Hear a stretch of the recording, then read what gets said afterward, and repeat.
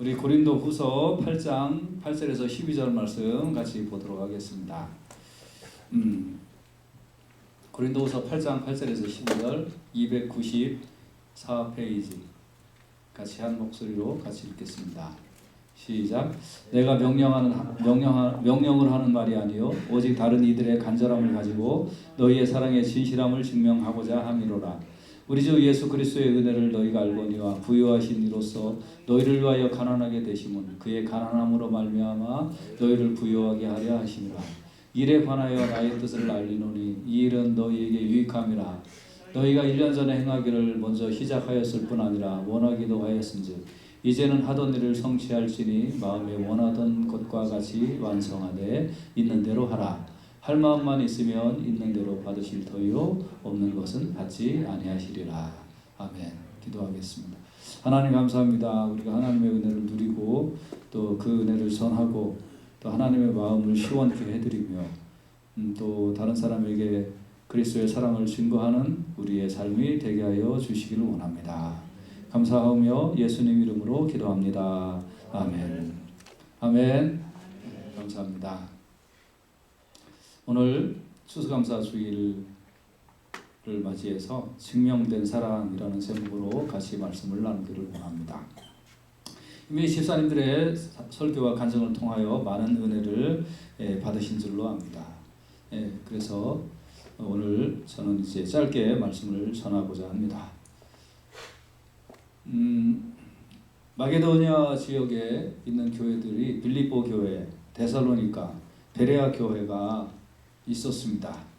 이 교회들은 그 당시에 모교회인 예루살렘 교회가 어려움을 겪고 있다라는 소리를 듣고 자신들도 극심하게 가난했지만 돕기로 작정을 하고 정성을 다했습니다.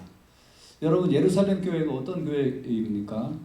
베드로가 설교할 때 하루에 3,000명, 5,000명이 회개하고 돌아왔던 교회입니다. 지상에 있는 모든 교회는 이 흥망성쇠를 다 겪게 되어 있습니다.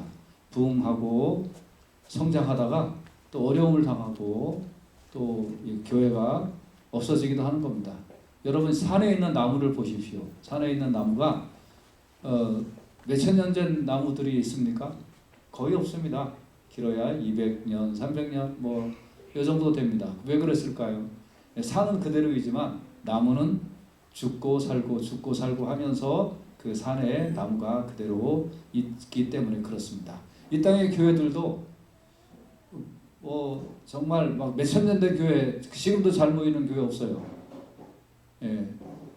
지금 부흥하는 교회들 보면 몇십 년 안 된 교회들입니다. 200년 된 교회, 300년 된 교회 작아요. 왜 그럴까요? 여러분, 그 당시에 쓰임 받고 또 새 시대에는 새 교회로 하나님께서 써주시고 다른 시대에는 다른 교회를 들어서 하나님이 사용하여 주시는 줄로 믿습니다. 그래서 이 땅의 교회는 영원하지 않다. 오직 하나님 나라의 교회만 영원하다. 우리도 쓰임 받다가 또 다른 사람들이 또 다른 교회들이 바통을 받아서 그래서 다른 교회들이 쓰임 받는데 우리가 또 밑거름이 되어주면 역할을 다 하는 것인 줄로 믿습니다. 우리 교회만 영원히 부흥하리라. 그런 교회는 이 세상에 없다니까요. 아무 교회도 없다니까요. 이거를 깨닫지 못하면 자꾸 욕심을 피게 돼요. 사람들이 욕심. 그래서 우리가 목회하다가 잘 최선을 다하여 목회하고 최선을 다하여 섬기다가 우리 시대가 다 하면 우리가 가진 재산과 모든 것 또 다른 교회들이 받아서 잘 또 주의 사역 잘 감당하다가 또 그 교회가 또 다 하면 다른 교회 그렇게 해서 교회들이 잘 성장되고 복음이 잘 연결되도록 그렇게 해주면 우리는 우리 시대의 사명만 잘 감당하면 되는 줄로 믿습니다. 그래서 여러분, 그런 거 가지고 막 욕심내고 내 아니면 아니듯이 이렇게 인생 살다 보면 하나님이 참 싫어하시는 일들이다. 그래서 예루살렘 교회가 이렇게 부흥하다가 예루살렘 교회가 어려움을 당했다는 거예요. 교회는 부흥하기도 하고 어려움을 당하기도 해요. 우리 교회도 많이 부흥하다가 많은 또 교회들이 이렇게 팬데믹 기간을 통하여 어려움을 또 당하고 있습니다. 그러지만 또 기도하고 하나님 앞에 겸비하면 하나님이 다시 세워주실 줄로 믿습니다. 그래서 우리는 그 믿음을 갖고 살아야 될 줄로 믿습니다. 그래서 그렇게 예루살렘 교회가 어려워질 때 빌립보 교회, 데살로니가 교회, 베레아 교회가 그 예루살렘 교회를 돕기로 했다는 거예요. 오히려 이 개척된 교회가 모교회를 돕기로 했다는 거예요. 얼마나 감사한 일이냐 이거예요. 그런데 이 개척된 교회인 빌립보 교회, 데살로니가 교회, 베레아 교회는 넉넉하고 형편이 좋았느냐? 그렇지 않았다는 거예요. 이 교회들도 힘들고 극심하게 가난했다는 거예요. 극심하게 가난한 교회가 어려운 교회를 돕겠다고 나선 겁니다.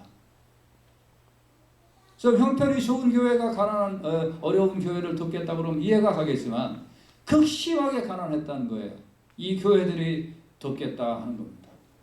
성경은 뭐라고 표현하고 있냐면 환난의 많은 시련 가운데서 환난의 많은 시련 환난을 당해요. 고통을 당하고 있어요. 예. 그런 가운데 많은 시련 가운데 그래도 넘치는 기쁨과 극한 가난에도 불구하고 풍성한 연보를 넘치도록 하였다는 거예요. 예루살렘 교회를 돕는데. 그래서 누구를 섬기고 누구를 돕는다 하는 거는 뭐 마음이 편하고 넉넉하고 행복해야 되는 게 아닙니다. 하나님 앞에만 본인이 겸비하고 하나님 앞에 예수 그리스도의 심정만 가지면 나는 비록 힘들고 나는 비록 어려워도 다른 사람들을 내가 힘든 가운데도 넘치는 기쁨으로 다른 사람을 돕는 그 일들이 일어나게 될 줄로 저는 분명히 믿습니다. 그래서 힘대로 할 뿐 아니라 힘에 지나도록 했다는 거예요. 내가 할 수 있는 한계를 넘어서 그 너머까지 수고했다는 거예요. 그리고 바울은 이 교회들이 이렇게 했다. 그러니까 고린도 교회, 이 교회야 당신들은 어떻게 하겠느냐라고 도전을 주는 겁니다. 자, 이렇게 했다. 빌립보 교회, 데살로니가 교회, 베레아 교회가 이렇게 했는데 고린도 교회는 어떻게 할래? 여러분, 빌립보 교회, 데살로니가 교회, 베레아 교회가 환난의 극심한 환경 가운데서도 힘대로 할 뿐만 아니라 힘에 넘치도록 했다. 샬롬 교회야 너희들은 어떻게 할래? 여러분 어떻게 하시겠습니까? 할 도리만 하는 사람이 있습니다. 할 도리도 안 하는 사람이 있습니다. 할 도리만 하는 사람은 할 도리를 안 하는 사람에 비하여 잘하는 거겠죠. 그러나 그것도 율법이에요. 성경은 뭐라고 얘기하고 있습니까? 힘에 지나도록 넘치게 하라. 할렐루야. 나머지 빈 공간은 하나님이 채워주실 줄로 믿습니다. 그런데 할 도리를 안 하면 자기가 꿰내서 인생을 사는 거잖아요. 하나님이 거기에 간섭하지 않아요. 할 만큼만 한다? 그리고 나 모른다?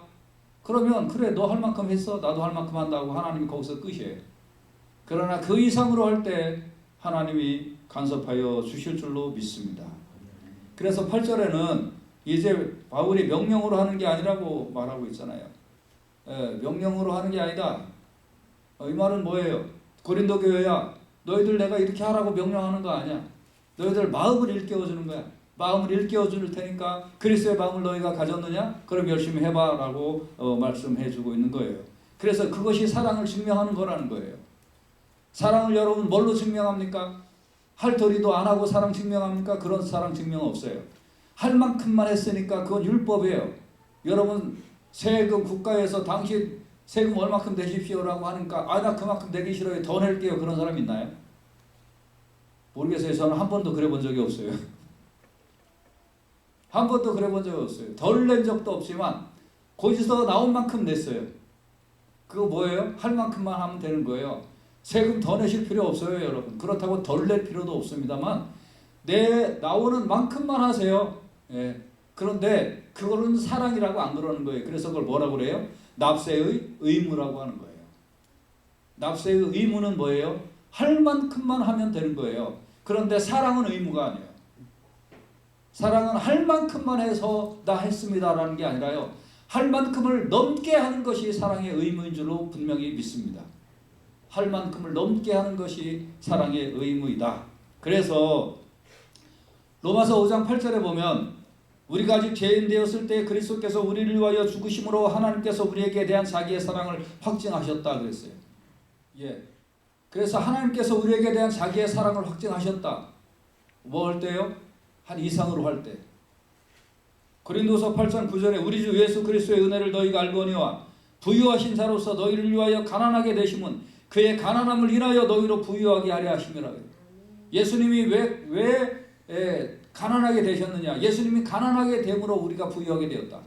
내가 한 이상으로 함으로 내가 가난하게 되었을 때 다른 사람이 부유하게 된다면 나 그거 감당하겠다는 것이 그리스도인의 이 세상을 살아가는 귀한 방법인 줄로 믿습니다.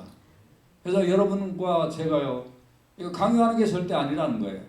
그렇지만 분명히 그리스도께서는 부유하신 자로서 가난하게 되심으로 우리를 부유하게 하신 것처럼 우리도 내가 할 만큼 이상으로 우리가 감당하고자 할 때에, 그럴 때에 다른 사람들이 부유하게 된다면 내가 왜 그걸 못하겠느냐 하는 것이 그리스도의 삶의 자세인 줄로 분명히 믿습니다. 그래서 고린도 교회는 1년 전부터 예루살렘 교회를 도우려고 작정을 하고 하긴 했지만 지지부지했다는 거예요. 잘 안 했다는 거예요. 잘 안 하고 그냥 이렇게 시간만 지나가고 넘어갔다는 거예요. 차일피일 미뤘다는 거예요. 그래서 바울이 말하는 거예요. 고린도서 8장 11절에 보면 이제는 행하기를 성취할지니 마음에 원하던 것과 같이 성취하되 있는 대로 해라. 마음은 내가 하고 싶다. 그럼 해라는 거예요. 전 마음만 그래요. 마음만 그런 건 가짜예요. 마음이 뭐 좋아야 뭐 어쩌고 저쩌고, 마음이 좋아서 필요 없어요. 마음이 있는 대로 해야 돼요. 마음에 원하던 것과 같이 성취하되 있는 대로 해라. 내가 마음에 이거 하고 싶다 그럼 하세요. 못하는 사람들이 변명이 많아요. 예. 마음에 없으면 하지 마세요. 근데 마음에 있으세요? 하세요. 기도했더니 감동이 와요? 하세요.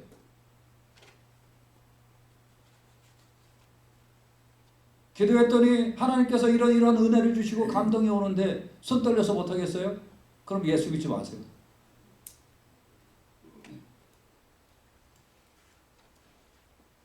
오늘날 가짜 그리스도인들이 너무 많다는 거예요. 내가 마음에는 하고 싶은데요, 이런저런 형편이 어쩌고 저쩌고, 그 얘기 듣다 보면 화나요. 그냥 회개하고 하세요. 회개하고 하세요. 성경이 그렇게 가르치는 구절이 있어요, 여러분. 근데 오늘날 많은 그리스도인들이 핑계대기 바빠요. 말씀은 그런데요 하다 보면, 그러니까 회개하세요. 믿음이 연약함을, 믿음이 없음을 회개하세요. 많은 교회들이 그러면 됐어요 라고 가르쳐요. 목사님요, 강단에서 하나님 말씀만 지고야 될 줄로 믿습니다. 여기서 인본주의 얘기할 필요 없어요. 하나님도 이해해 주실 거예요. 그런 얘기 없어요.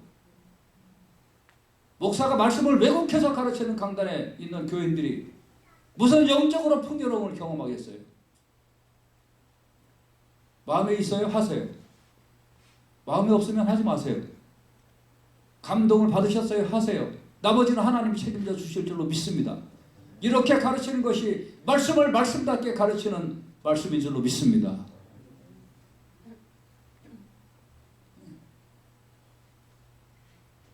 그래서 8장 12절에 할 마음만 있으면 있는 대로 받으실 터이요 없는 것을 받지 아니하시리라.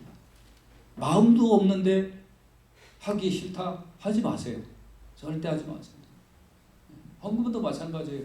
헌금 드리고 싶은 마음이 없는데 우리 교회 눈치 주는 사람도 없잖아요.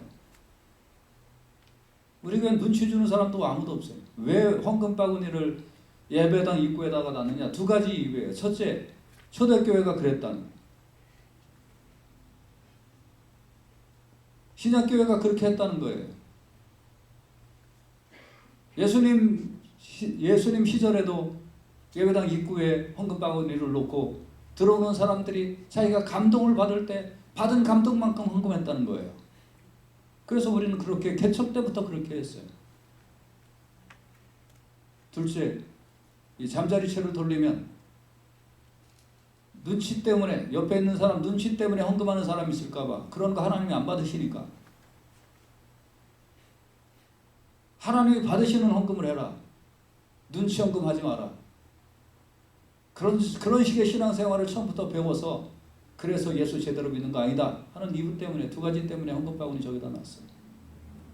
그래서 들어오면서 감동되는 사람, 내가 하나님 앞에 온전하게 예물 드리고 싶은 사람, 그런 사람들만 하셔라 라는 거예요.